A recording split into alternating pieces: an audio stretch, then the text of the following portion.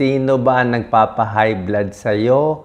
O ano ang nagpapa-high blood sa'yo? Magugulat kayo bilang isang internist at cardiologist. Sa dami na nakita kong pasyenteng may high blood, minsan may medical reason ba't nagkaka-high blood, sigarilyo, overweight, di ba? Yung mga walang exercise. Pero madalas merong mental stress na nagdadala ng high blood. So minsan meron siyang makikita isang tao, maka-high blood na siya. O meron siyang mapupuntahan isang bagay o isang trigger, maka-high blood na siya. So lahat ito dapat hahanapin natin. Okay, explain natin mamaya. Ano ba ang sintomas ng high blood pressure? Okay? Kadalasan kasi walang symptoms. Pag mga 140/90 ang cut-off natin. Ayaw natin lumampas sa 140/90. Pero pag 140/90 sa akin, ako mabigat na ulo ko kung 140/90.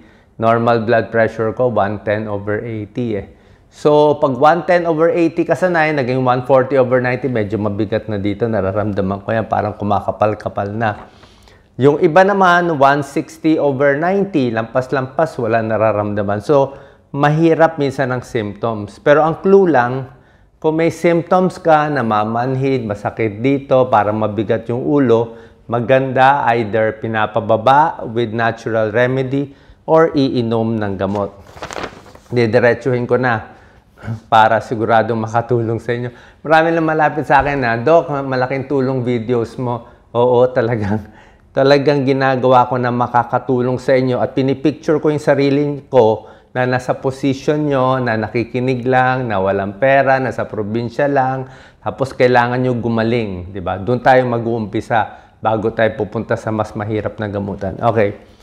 Kung high blood ang problema, number one, dapat siguraduhin tama yung blood pressure. Okay, baka mamaya mali ang kuha. Minsan nagkakamali din. So, dapat relax ka muna. Ngayon, let's say mga mag-abroad, di ba, naka-high blood yun, di ba? Pag yung mga overseas worker, pag high blood, di makakali. So, may technique ako para makapasa kayo. So, pag hindi naman kayo ganun ka-high blood, kukunan kayo ng blood pressure, slow, deep breathing muna. Ngayon muna. Slow lang. Relax ka lang. Upo ka lang sa silya. Feel mo yung likod mo nakalapat. Gusto mo, bagsak mo nga yung likod mo. Bagsak mo yung likod mo para kang lupaypay. Pati kamay mo, bagsak mo lang ganyan.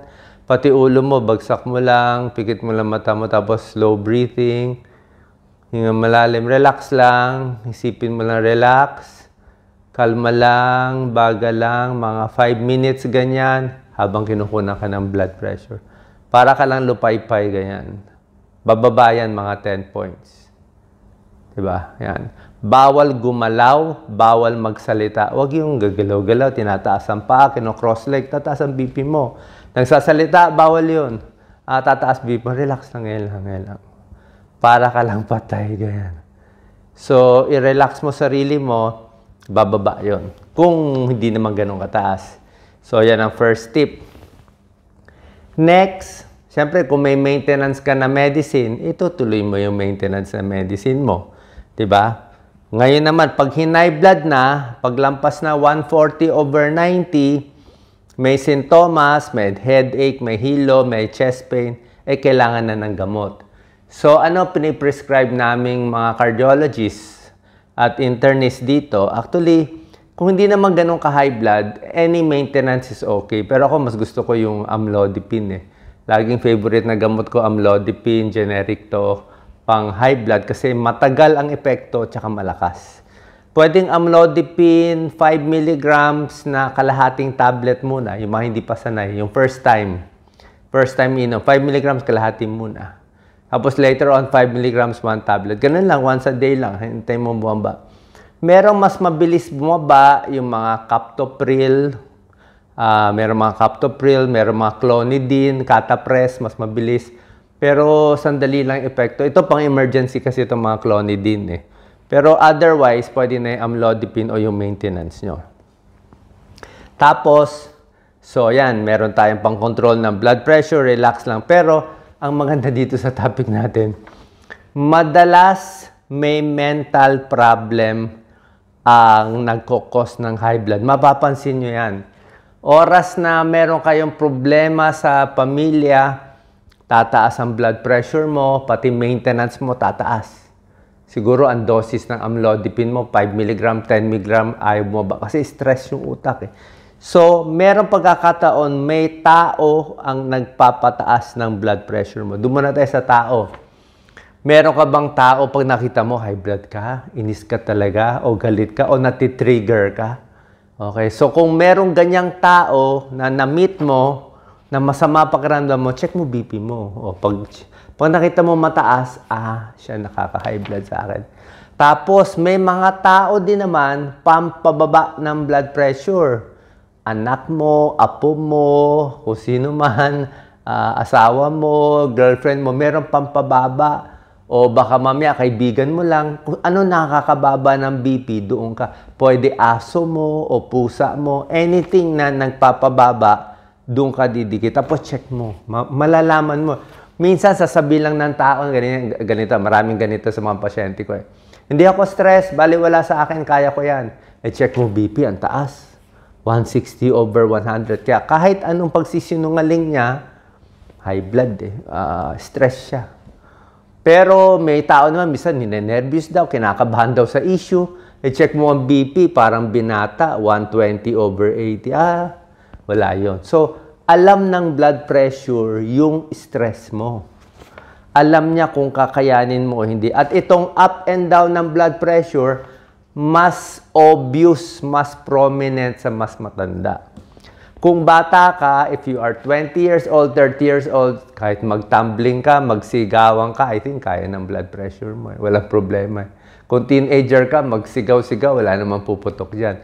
Kaya lang, pag ikaw ay 50 years old, 60 years old, 70 years old, tapos ginalit ka, ang bilis na ng akyat baba ng blood pressure. Yun ang delikado. Kaya kung merong isang mas matanda, edad 60, 70, nakipagsigawan sa 20-year-old, pwede ma-stroke yung matanda. Pwede siya ma-heart attack, ma-stroke, mahilo. Kasi nga, mahina na yung mga ugat niya eh. Tapos pareho lang silang galit pero matatalo yung isa. Yan ang point ko. Kaya para matulungan yung mga senior, dapat may maintenance tulad nitong amlodipine para makontrol konti. Okay? Tapos bukod dito, hindi lahat ng high blood ginagamot ng pampababa ng blood pressure like amlodipine. Merong high blood, mental stress, takot, panic. So pag ganyan, pwede mo bigyan ng mga para sa stress pero mahirap inumin to eh. Itong mga Valium, Saynor, mga Lexotan, Bromazepam, mahirap bilhin. Pwede naman half tablet, may tulong. Pero meron ako lagi binibigay sa pasyente. Pero hindi siya ganun hindi mo rin pwede pang matagalan, in short. So, ganito gagawin nyo. Ito mga technique. Kasi minsan, kahit anong bigay mo ng gamot, di bababa. Paano mentally may diferensya yung utak nung may high blood eh. So, bakit may diferensya? Pwedeng ganito, ituturo to ni Doc Lisa. Tanungin mo daw yung pasyente, may problema ka ba sa 1 out of 3 Number 1, pera. May problema ka ba sa pera? Malamang pera. Pera, makaka-high blood sa'yo pag walang pera. Tapos may utang. Number 2, may problema ka ba sa trabaho? May kaaway ka ba sa trabaho? Number 3, may kaaway ka ba sa pamilya? Yan. Pera, trabaho, pamilya, any of the 3, pwede ka ma-high blood dito. Oo, meron ka talagang hirap na hirap. So, pwede dito. Tapos, tanungin mo na ng tanungin. Okay? Bilang kaibigan, pasalitain mo na pasalitain. Huwag mo siya kokontrahin. Huwag mo siya sabihin, mali ka, lalo siya ma-high blood. Pagbigyan mo muna, umayon ka muna, basta makinig ka lang. Huwag ka na lang mag-comment, positive o negative, tahimik ka lang. Magsalita siya ng magsalita. Pag nagsalita siya ng 10-15 minutes, check mo ulit yung blood pressure. Bumaba na dapat yan. Dapat bababa. Kasi na-unload niya eh. Na-unload niya. So, check mo yung BP bago siya maglabas ng kwento and afterwards, makita mo bababa. So, alam mo na yung technique paano gagawin. Okay? Tapos, ito yung mga mental technique. Pero, meron naman talagang high blood na may ibang dahilan. Okay? Dito tayo sa medical ko. Sa medical naman, ang other cause of high blood talaga, sobrang taba, overweight. Habang naninigarilyo, tumataas talaga blood pressure. Pag hininto sigarilyo, bumababa. Sobrang alat yung kain, nakaka-high blood din yan. Sobrang alak, nakaka-high blood. Ito pa, kidney disease, alam niyo naman yan, kidney failure, tumataas. Illegal drugs, shabu, cocaine, nakaka-high blood. Hyperactive thyroid, nakaka-high blood. Yung minsan may mga bukol dito sa adrenal gland. Merong mga rare na tumutubo dyan, nakaka-high blood. So ito yung mga medical. Pero sa akin, itong psychological, very important. Lalo na sa tumatanda kasi kadalasan nandito yung gamutan. So, itry nyo tong technique. Tapos, hinga lang malalim. Pwede yan. Yung mga massage, malaki rin tulong. Tsaka yung ano lang visualization. Iniisip mo isang bagay. Ako sa akin, sa edad ko, parang relaxing yung isipin nung bata ka. Nung high school ka, nung college ka, yung kasama mo magulang mo, nung buhay pa, maisipin mo lang yung mga lumang lugar. Kasi malilibang ka Pag nalibang mo yung utak mo sa ibang bagay, umiikot-ikot ka doon sa mga lumang pictures, lumang bagay, nakalimutan mo na yung kaaway mo. Diba? Nakalimutan mo na may galit ka pala doon sa isang tao na hindi nagbabayad ng utang, o niloko ka, o inaapi ka, kasi nabaling mo na siya di ba? So, inano mo dinivert mo yung utak mo Pwedeng ganon. Tapos, dapat sinasanay din yung katawan na dito sa stress. Pwede rin yung massage. Siyempre, massage dito.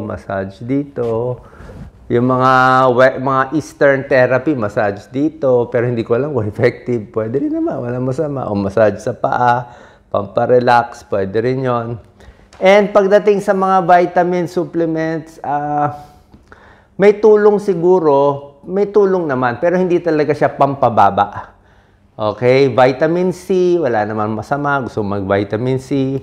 Pagkaing mataas sa potassium, actually maganda yung mataas sa potassium foods, mga prutas, saging, nakakaalis ng sodium at manas tong mga potassium foods. Fish oil, pwede naman ng fish oil, omega-3 fatty acids, maganda sa puso. Not necessarily sa high blood, pero maganda sa puso. CoQ10, pwede naman yung CoQ10, hindi ganun karaming pag-aaral, pero binibigay rin, parang dagdag tulong. Pero hindi ko sinasabi gagaling kayo agad dito.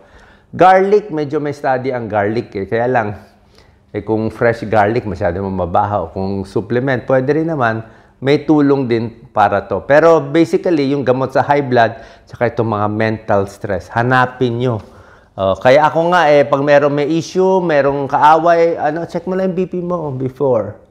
Pag tumaas yan, may problema ka. May galit ka. So, alam ng BP mo ang iniisip mo at nararamdaman mo. Hindi niya kaya magsinungaling kasi parang lie detector test yan So, sana po nakatulong tong video. As with all my videos, gusto ko matipid ang inyong ang gamutan. At syempre, puso yan, high blood yan. Kung may mga issue, pa-check tayo sa internist, pa-check tayo sa cardiologist para sigurado tayong safe. Syempre, may small chance ng heart attack, baka may bara pala. Ayaw rin natin ma-miss yun. Okay, sana po nakatulong to video. Hanapin nyo kung sino at ano ang nagpapa-high blood sa iyo. Pag nahanap mo na yan, iwasan mo, takasan mo, gumawa ka ng paraan na ready ka doon sa taong nagpapa-high blood sa iyo.